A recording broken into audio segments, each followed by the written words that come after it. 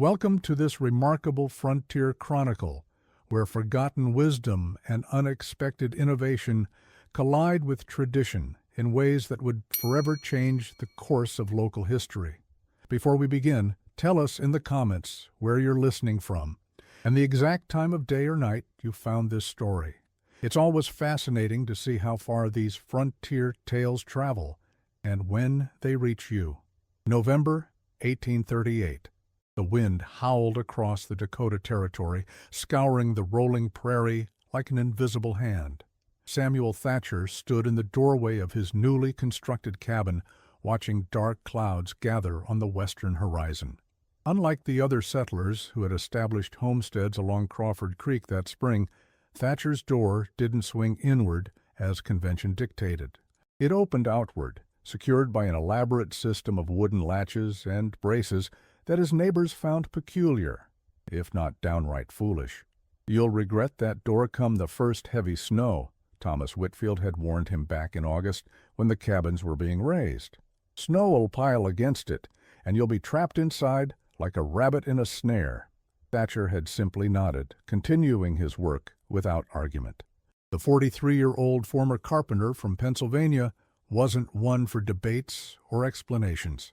He'd seen enough winters in the Allegheny Mountains to know what he was doing, though he kept his reasons to himself. The other settlers, 24 men and women who had traveled west together from Illinois, had followed the standard building practices they'd always known. Their doors swung inward, secured by simple wooden latches and leather hinges.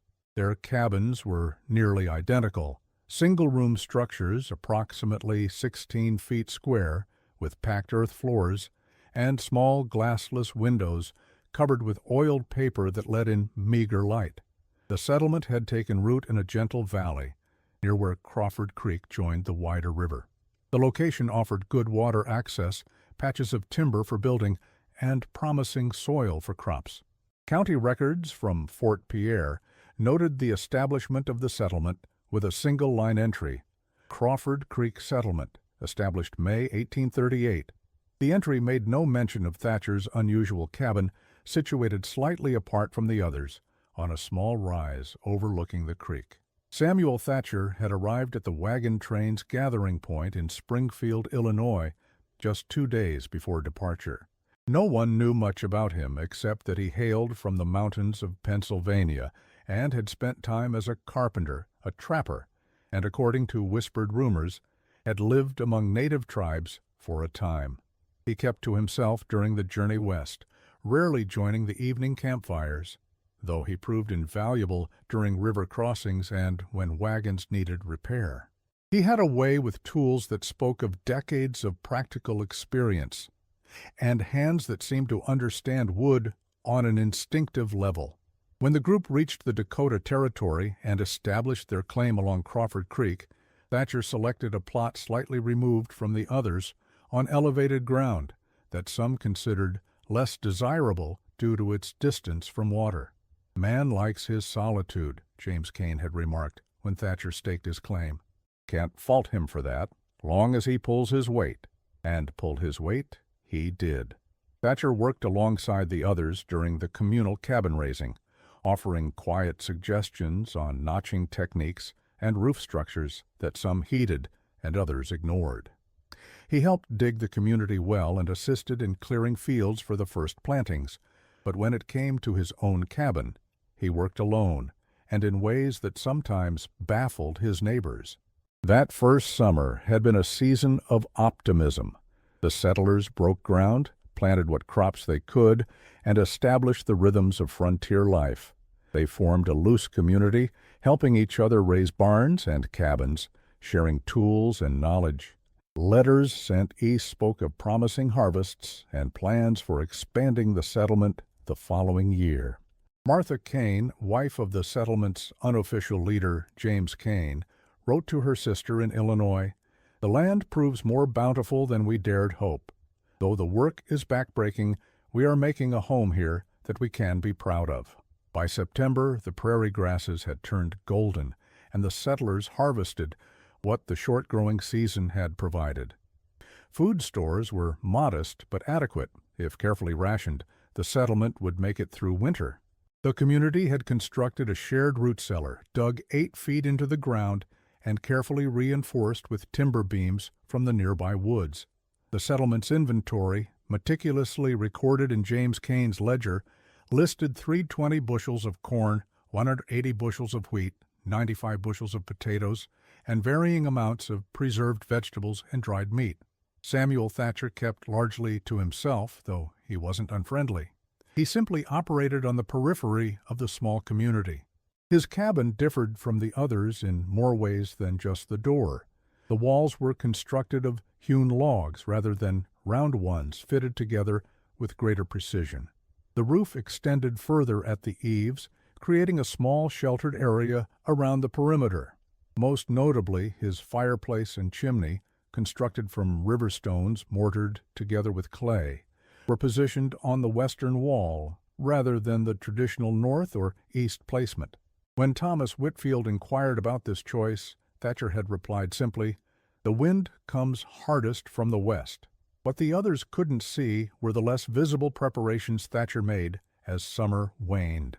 Beneath his cabin floor, accessible through a trapdoor hidden under a bearskin rug, he had dug a small root cellar lined with stones. Here he stored additional provisions: smoked meat, dried berries, extra seed for spring planting. Between his outer and inner walls, he had packed dried grass mixed with clay for additional insulation, a technique he'd observed among certain native tribes.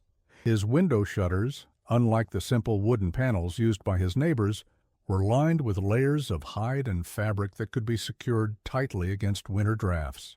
On October 12th, the first frost silvered the ground. The settlers awoke to find their breath visible inside the cabins.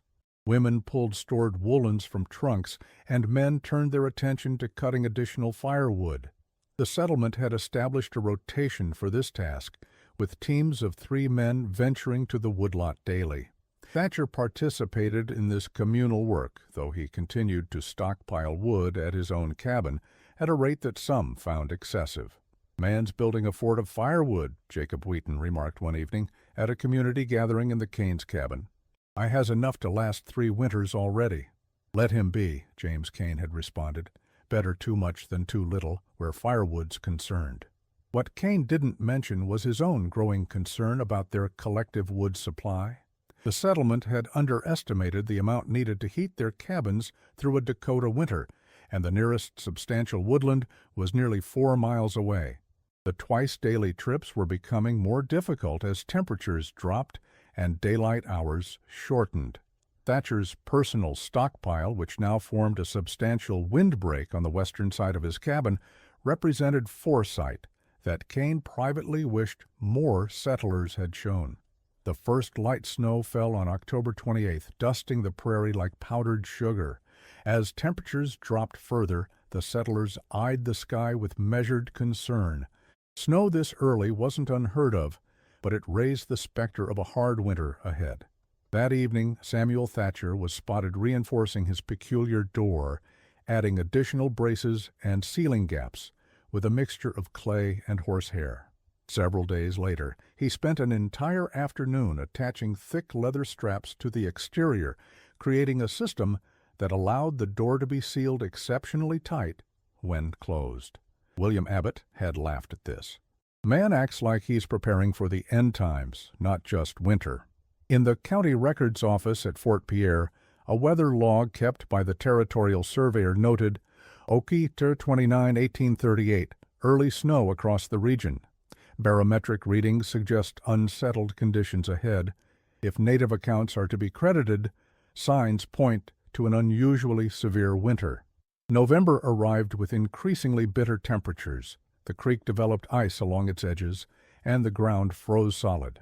Women hung quilts over windows and stuffed cloth beneath doors to block drafts. Men wrapped leather around boots for added warmth and wore multiple layers when venturing outside. The settlement's activities turned inward, mending clothes, repairing tools, carving wooden items by firelight. On November 15th, James Cain made a concerning discovery.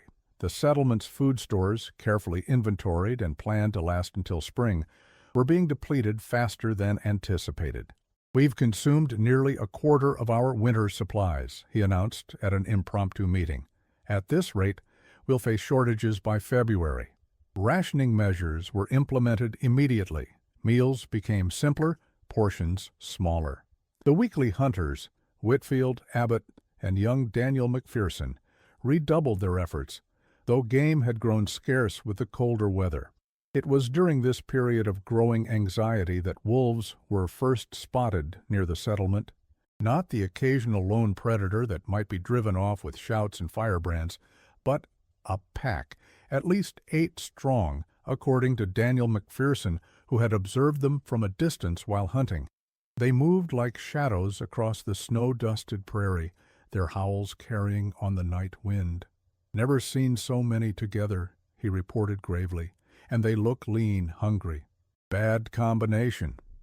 The threat posed by the wolf pack added a new layer of tension to the already strained settlement. Livestock, the few precious cows, oxen, and horses that had made the journey west, were now kept in a makeshift corral adjacent to the Kane cabin, guarded by men taking shifts through the night. The boundaries of the settlement became more sharply defined, with residents rarely venturing beyond the immediate vicinity of the cabins without good reason and proper equipment. During this time, Samuel Thatcher made his first noteworthy contribution to the settlement's collective knowledge. At a community meeting held to discuss the wolf situation, he quietly suggested a mixture of tallow, black pepper, and a small amount of gunpowder spread around the livestock corral. "The scent keeps wolves at a distance," he explained when met with skeptical looks. "Learned it from a French trapper in Pennsylvania. Works better than you'd think." The settlers, desperate for any advantage, tried his suggestion. To their surprise, the wolf pack seemed to avoid the treated areas. For the first time, Thatcher's unusual knowledge earned him a measure of respect among his neighbors. James Kane made a notation in his journal. "Thatcher's wolf remedy proves effective. Perhaps there's more to the man than meets the eye." What Thatcher didn't volunteer, and what none of the settlers asked, was how he had come to possess such specific knowledge. His years in the mountains of Pennsylvania had brought him into contact with trappers and hunters from various backgrounds: French, German, Native American. He had learned to listen more than speak, to observe and adopt practices that worked regardless of their origin. The wolf deterrent was something he had seen used by an elderly Lenape hunter, modified with ingredients available to the settlers. Thatcher knew more about wolves than he shared at that meeting. He knew their patterns, their hunting strategies, their remarkable intelligence and adaptability. He had witnessed what hunger could drive them to do in harsh winters, how they would test defenses repeatedly, learning and adapting until they found a weakness.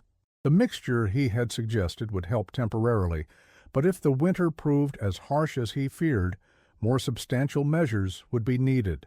As November waned, the weather deteriorated further, temperatures plummeted, and snow fell with increasing frequency. On November 28th, the first major storm hit the settlement. It began with freezing rain that coated everything in a glassy sheen, followed by heavy snow driven horizontally by howling winds.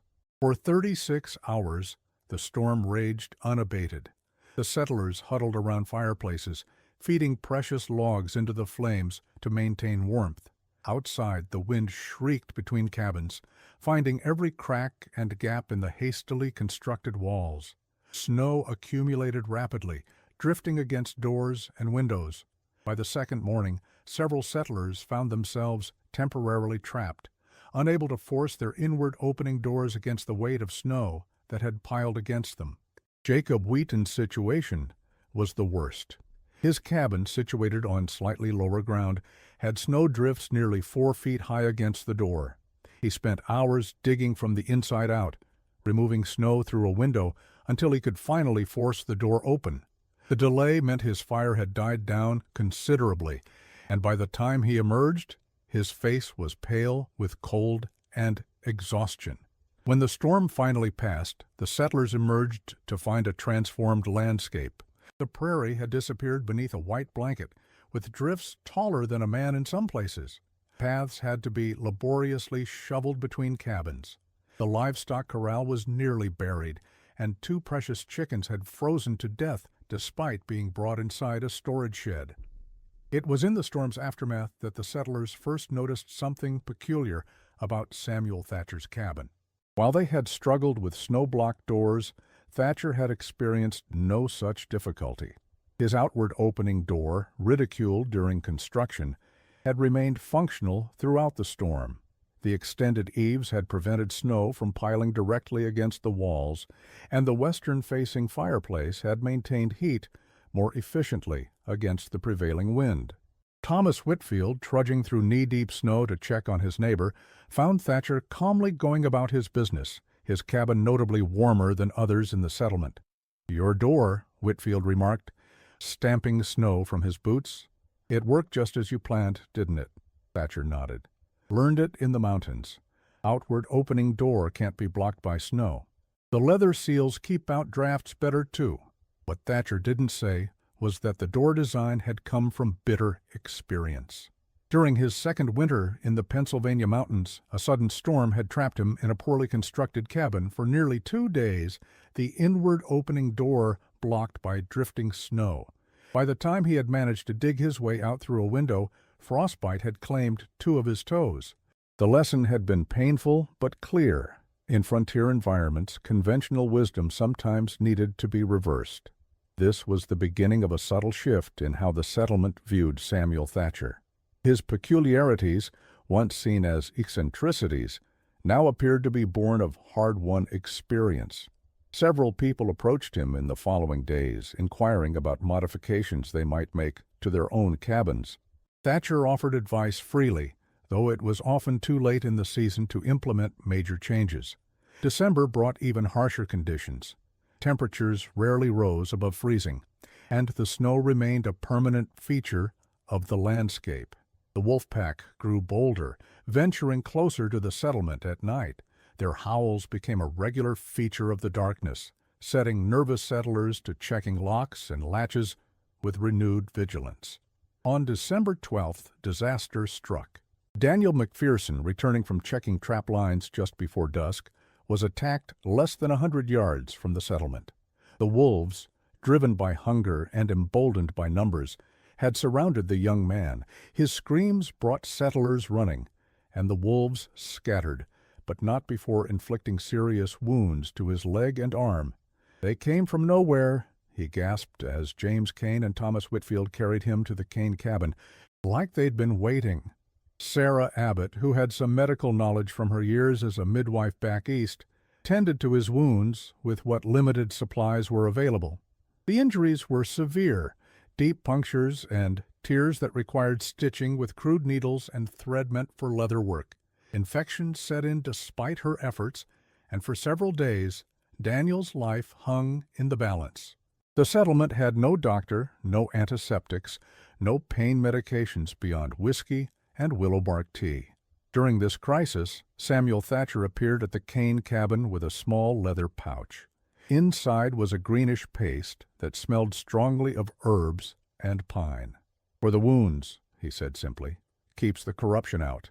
Sarah, desperate and with few alternatives, applied the poultice as Thatcher instructed. Within 2 days, the angry red streaks retreating up Daniel's arm began to fade. By the end of the week, the wounds were showing clear signs of healing. When questioned about the remedy's origins, Thatcher was characteristically reticent. "Old medicine," was all he would say. "Best for animal bites." The attack marked a turning point. The settlement now faced not just the hardships of winter, but an active threat that could strike at any moment. James Kane organized a hunting party to track and eliminate the wolf pack, but deep snow and freezing temperatures hampered their efforts. After 2 days with no success, they returned, frostbitten and exhausted. It was during this period of heightened danger that Samuel Thatcher's door design proved its second crucial advantage. Unlike the other cabins with their simple wooden latches that a determined predator might possibly manipulate or break, Thatcher's elaborate locking system made his dwelling virtually impregnable to anything lacking opposable thumbs. One night in mid-December, Martha Abbott awoke to the sound of scratching at her cabin door. In the dim light of banked coals, she saw the wooden latch trembling as something pushed against it from outside. She grabbed a rifle and fired a warning shot through the window. The wolves, for that's what they were, retreated, but not before leaving deep scratch marks in the wood. Similar incidents were reported by other settlers. Thomas Whitfield found wolf tracks circling his cabin one morning. Jacob and Elizabeth Wheaton heard howling directly outside their walls for hours one night. With each new encounter, anxiety grew. Residents took turns sleeping, keeping watch through the long nights. As Christmas approached, the settlement faced dwindling supplies and mounting fears. The planned holiday gathering was canceled due to the danger of moving between cabins after dark. Instead, each person celebrated privately, creating what cheer they could from meager resources. In her journal, Elizabeth Wheaton wrote, "Christmas Day, 1838. A dusting of fresh snow makes everything clean and white, though we dare not admire it for long. The wolves came again last night." Jacob says they're growing more desperate. So are we, though we try to hide it. The day after Christmas, Samuel Thatcher broke his usual pattern of solitude by making the rounds of every cabin in the settlement. At each stop, he spent time examining the door and lock mechanism, making small adjustments to improve their security. He showed the settlers how to reinforce weak points, demonstrated techniques for barring doors more effectively at night, and in some cases, carved additional locking pieces from scrap wood. "Wolves are getting smarter," he told James Kane during his visit to the settlement leader's cabin. "They're learning our patterns, testing our defenses. We need to be smarter still." "You seem to know a great deal about wolves, Mr. Thatcher," Martha Kane observed, watching him work on their door. Thatcher paused briefly. "Spent a winter once in a cabin much like this, not far from a wolf den. You either learn their ways or you don't see spring." The last week of December brought the harshest weather yet. A bitter cold snap descended, with temperatures dropping so low that water froze in buckets inside the cabins. The settlement's shared thermometer, mounted outside the Kane cabin, registered 28 degrees below zero before the mercury retreated entirely into the bulb. Even brief exposure to such temperatures could cause frostbite within minutes. The extreme cold created new problems. Metal became brittle. A key tool might snap in half during use. Firewood burned faster as people struggled to maintain survivable temperatures inside their cabins.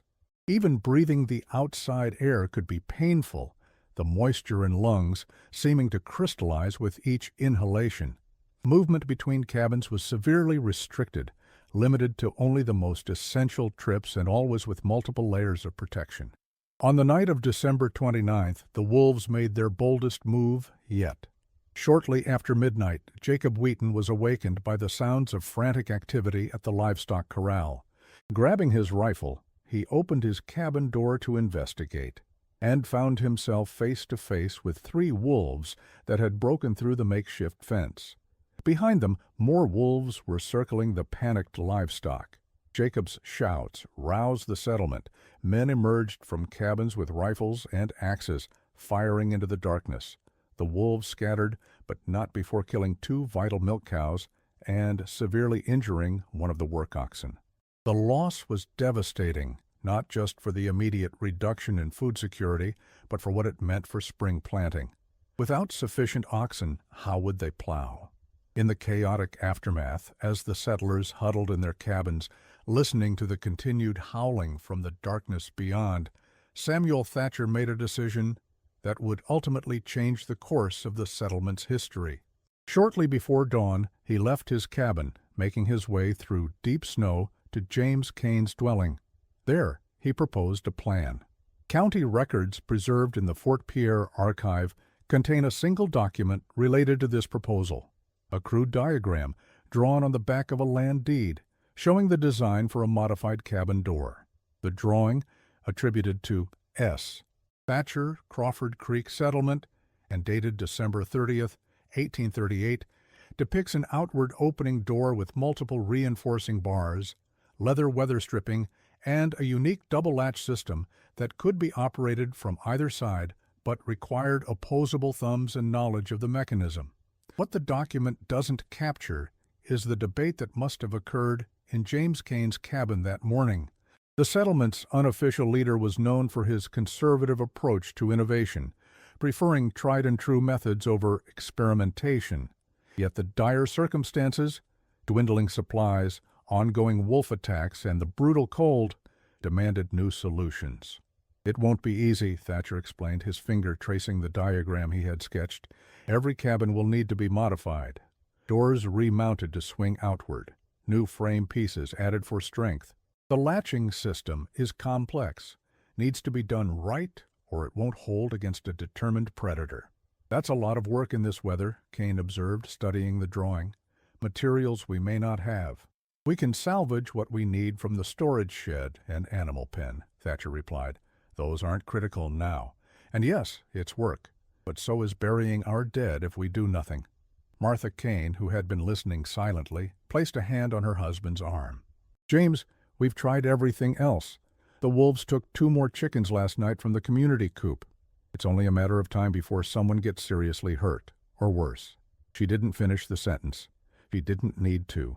Everyone in the cabin understood the unspoken fear of what might happen next. On December 31st, 1838, James Cain made an entry in the settlement ledger that marks a turning point.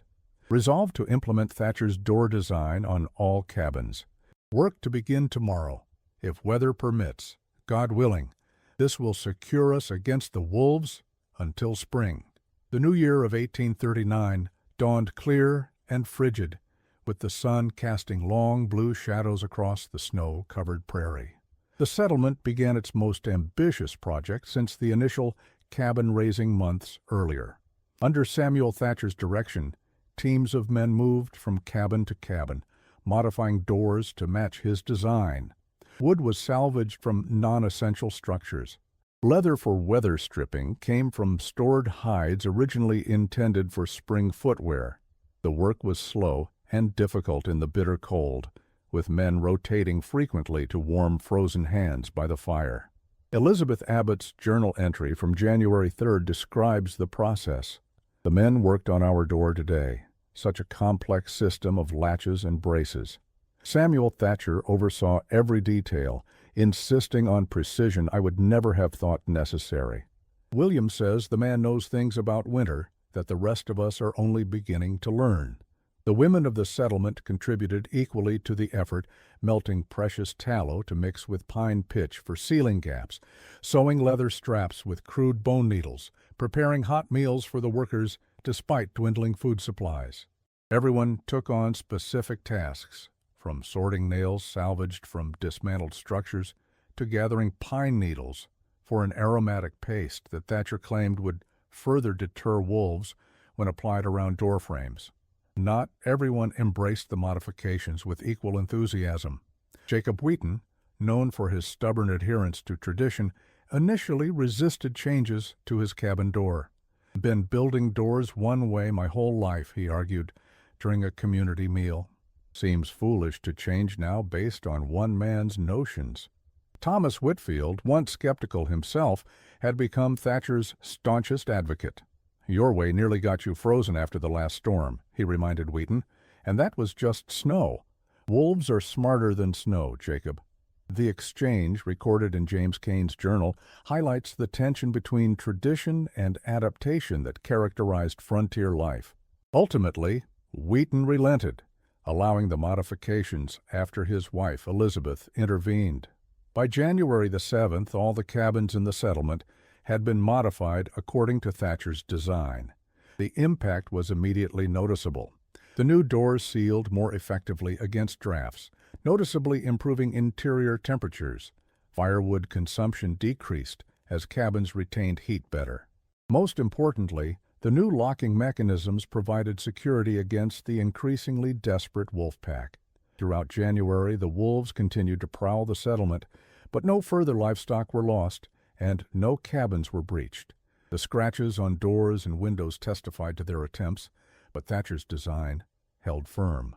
In his January 15th letter to the territorial governor, preserved in the State Historical Archives, James Cain wrote, "Our situation remains precarious, but we have secured our dwellings against both the elements and predators, thanks to innovative modifications suggested by one of our more experienced settlers."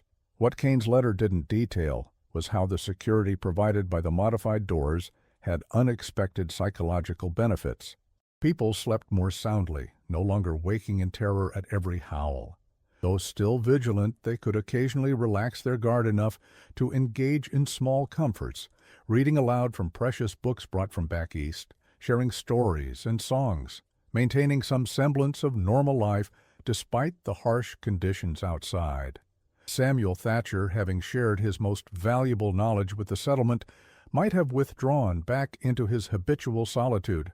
Instead, he began spending more time with the community, teaching practical skills like improved wood carving techniques or telling carefully edited stories from his years in the mountains.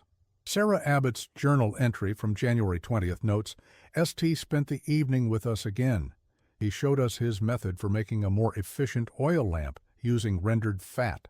There's a gentleness to the man that belies his rough exterior. When he speaks of the natural world, one senses both respect and wariness, as though he sees it clearly, without either romantic notions or undue fear." As January gave way to February, the settlement settled into a tense routine of survival. Food was strictly rationed. Hunting parties ventured out only in groups of 4 or more, and only during daylight hours. Education for the next planting season continued, with residents planning garden layouts by firelight. The territorial weather records for early February 1839 note continued extreme conditions across the Dakota Territory, multiple reports of temperatures below 30 degrees Celsius. Native sources indicate this is the coldest winter in living memory. These brutal temperatures tested the settlement in new ways. The frozen creek meant water had to be obtained by melting snow, an energy-intensive process that consumed precious firewood. Several cabins reported frost forming on interior walls despite constant fires. Cases of chilblains and frostbite became common, treated with snow rubbing and, when available, the application of goose grease. Through it all, Samuel Thatcher's status in the community continued to evolve. No longer viewed as merely eccentric, he became a valued advisor on matters of winter survival. His cabin, once an object of curiosity or derision, became a model that others sought to emulate. When he spoke at community meetings, people listened. His knowledge extended beyond construction techniques. He showed the settlers how to create emergency lamps using animal fat and twisted cloth when candles ran low. He demonstrated methods for preserving heat in cabins by hanging blankets to create smaller sleeping spaces. He taught them to identify which trees, even under snow, would provide the driest firewood. Each small piece of knowledge improved their odds of survival incrementally. The settlers never learned the full story of how Thatcher had acquired these skills. His years among the Lenape, the winters spent with a French-Canadian trapper recovering from a grizzly attack, the season he had apprenticed himself to an elderly Shoshone woman to learn her methods for surviving extreme cold. Thatcher shared the knowledge but kept its origins mostly to himself, aware that his neighbors might reject wisdom if they knew its source. In mid-February, the wolf pack suddenly disappeared. Hunting parties reported no tracks, no sightings, no howls in the night. Some speculated they had moved on to easier hunting grounds. Others wondered if disease or starvation had finally taken its toll. Whatever the reason, their absence brought palpable relief to the settlement. The wolves' departure coincided with a brief warming trend. For 3 days, temperatures rose enough to melt some surface snow, creating a deceptive sense that winter might be loosening its grip. The settlers took advantage of the milder weather to air out cabins, wash accumulated clothing, and replenish firewood supplies. This reprieve proved short-lived. On February 19th, another storm system swept across the plains, bringing howling winds and several more inches of snow. Temperatures plummeted again, and the settlement returned to its hunkered-down posture. But the brief taste of less severe conditions had boosted morale. providing hope that spring would eventually arrive. The remainder of winter passed with the grinding difficulty typical of frontier life, but without the acute threat posed by the wolves. Food supplies dwindled to concerning levels. By early March, many settlers were down to 1 meal per day. Cases of scurvy appeared, treated with pine needle tea when available. But the modified cabins, with their secure doors and improved weatherproofing, remained islands of relative safety and warmth in the harsh landscape. Thomas Whitfield's diary entry from March 10th captures both the hardship and the resilience. Flour gone entirely, living on dried corn and what little salt pork remains. Elizabeth made soup from a handful of beans and some old bones, tasted like a feast after 2 days of nothing but corn mush. My cough is worse, but the poultice Thatcher showed us seems to help. We speak of spring plantings to keep our spirits up, though the ground remains frozen solid. Without Thatcher's changes to our cabin, I doubt we would have lasted this long.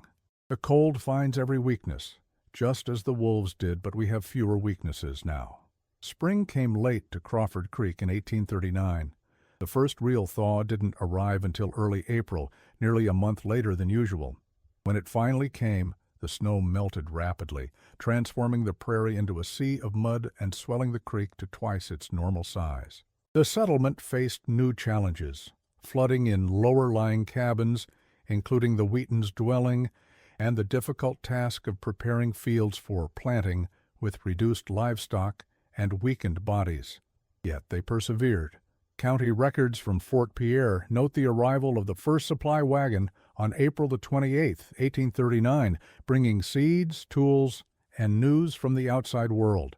The document lists the Crawford Creek settlement as diminished but intact, having weathered the harshest winter in recent memory through ingenuity and cooperation. What the official record doesn't capture is how the experience transformed the small community. The shared hardship and innovation that saw them through the winter created bonds that would define the settlement for generations to come. Samuel Thatcher's door design, once mocked, then embraced out of necessity, became a standard feature in new construction throughout the region.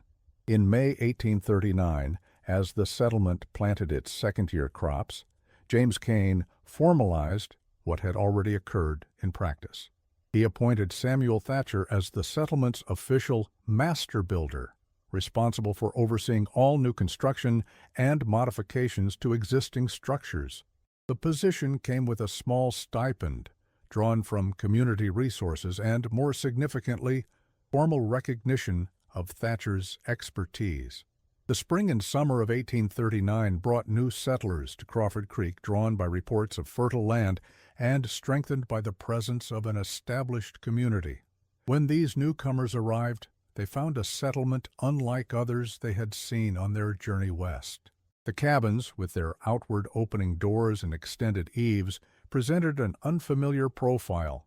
The placement of structures, oriented to minimize exposure to prevailing winds with communal spaces designed for shared resources, reflected lessons learned during the brutal winter. New arrivals were initially skeptical, just as the original settlers had been of Thatcher's innovations. But they quickly recognized the practical advantages of these unconventional designs, especially after hearing first-hand accounts of the previous winter. A letter from one such newcomer, preserved in the Territorial Archives, notes, "The settlement at Crawford Creek has developed building methods unlike any I encountered further east. Their homes appear better suited to the harsh conditions here, though they defy traditional practices. I have set aside my preconceptions and embraced their approach, as survival here clearly demands adaptability." Thomas Whitfield, once the most vocal critic of Thatcher's unusual techniques, became his most dedicated student. Together they developed additional innovations for frontier dwellings, including an improved chimney design that reduced the risk of fire while increasing heat efficiency, and a storage system for preserving vegetables through winter using sand, straw, and careful temperature management. By the autumn of 1839, the Crawford Creek settlement had not only recovered from the trials of the previous winter, but had expanded and improved. New cabins incorporated all of Thatcher's design elements from the outset, with further refinements based on lessons learned. The communal storage facilities were enlarged and better protected. Additional livestock had been acquired to replace those lost to the wolves and harsh conditions. The wolf pack never returned to Crawford Creek, but the lessons they inadvertently taught remained. New settlers arriving in subsequent years found a community that had developed its own distinctive building practices, adapted specifically to the harsh realities of Dakota winters. The Crawford Creek Door, as it came to be known, spread to other settlements across the territory. Samuel Thatcher himself never sought recognition beyond the settlement. He continued as master builder until his death in 1857, training a generation of carpenters in techniques that blended traditional knowledge with frontier innovation. His personal papers, discovered after his death and now preserved in the State Historical Society, reveal that many of his ideas came from years spent living among Native American tribes in Pennsylvania and studying their winter survival techniques. The most telling document is a letter he wrote but apparently never sent, addressed to his brother in Pennsylvania. Dated December 1840, it reads in part, "What they first mocked as backwards has now become their standard. There's a lesson in that, I suppose. Out here, pride must yield to practicality, or the winter claims you. I've found my place at last, not as an outsider, but as one who bridges old knowledge and new necessities." In the decades that followed, as the Dakota Territory developed from scattered settlements into established communities, elements of Thatcher's designs became increasingly common. Architectural surveys conducted in the 1870s note the prevalence of outward opening doors, extended eaves, and specific orientation to prevailing winds as distinctive features of structures throughout the region. Few of those implementing these features knew their origin or the desperate circumstances that had prompted their adoption. The Crawford Creek settlement eventually grew into a small town, though its original name was lost when the county boundaries were redrawn in 1862. The original cabins have long since disappeared, victims of time, weather, and progress. But in the local historical museum, visitors can still see a reproduction of Samuel Thatcher's innovative door design with its outward opening swing, multiple latches, and weather seals, a testament to how frontier necessity drove innovation and how wisdom sometimes comes from the most unexpected sources. The settlement story might have been forgotten entirely if not for a chance discovery in 1964. During renovation of the old county courthouse in Fort Pierre, workers uncovered a metal box sealed in a cornerstone. Inside was a collection of documents related to early settlements, including James Cain's complete journal from the winter of 1838-39. The journal, now carefully preserved and partially digitized, offers a day-by-day account of the settlement's struggle for survival and the crucial role played by Samuel Thatcher's door design. The journal's final entry, dated May 12, 1839, provides a fitting epilogue to the winter's ordeal. Today we dedicated the new meeting house, built according to Thatcher's specifications. As the community gathered, I could not help but reflect on how far we have come. Last December, we huddled in our separate cabins, besieged by wolves and winter, each of us struggling alone despite our proximity. Now we stand united, not just in our shared experience of survival, but in our approach to this demanding land. Thatcher rarely speaks of his past, but whatever path brought him to us, I count it as providence. His backwards door, as Thomas once called it, has become a symbol of our community's willingness to reconsider what we thought we knew. In that reconsideration lies our strength and our future. In the decades since this discovery, historians have recognized the Crawford Creek settlement as an important case study in frontier adaptation and innovation. What makes the story particularly significant is how it challenges the romantic notion of the self-sufficient pioneer. The settlement survived not through rugged individualism, but through the sharing of specialized knowledge and the willingness to adapt established practices when circumstances demanded. Archaeological excavations conducted at the presumed site of the settlement in the 1980s uncovered physical evidence supporting the written records. The foundations of several cabins were identified, with door placements and orientations matching Thatcher's documented designs. Artifacts recovered included distinctive metal hardware, likely used in the modified door latching systems, as well as personal items that provide glimpses into the settlers' daily lives, a hand-forged tool that matches descriptions in Thatcher's notes, fragments of leather weather stripping still bearing traces of the pine pitch sealant he had devised. The Crawford Creek story has become an instructive case study in historical resilience and adaptation. Modern researchers in fields ranging from architectural history to disaster preparedness have studied the settlement's response to crisis, drawing parallels to contemporary challenges. The fundamental lesson that survival often depends on questioning established practices and embracing unconventional solutions remains as relevant today as it was in the winter of 1838-39. Perhaps the most lasting legacy of Samuel Thatcher and his seemingly backward door is not the design itself, but the principle it embodied.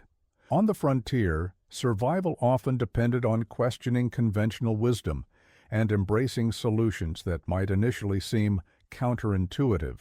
The settlers who mocked Thatcher's door in summer were grateful for it in winter, a transformation that required humility, adaptability, and the recognition that innovation often comes from unexpected sources. Today, modern homes across the northern plains still incorporate elements of Thatcher's design philosophy, though few residents realize their historical origin. Entryways facing away from prevailing winds, outward opening exterior doors in areas with heavy snowfall, and multiple point locking systems all echo innovations born of that desperate winter at Crawford Creek. The frontier forced people to reconsider what they thought they knew about the world. Those who survived and thrived were often those most willing to question established practices and embrace new solutions. Samuel Thatcher's door stands as a metaphor for this essential frontier wisdom. Sometimes, what appears backwards at first glance proves to be precisely what's needed when the wolves are at the door.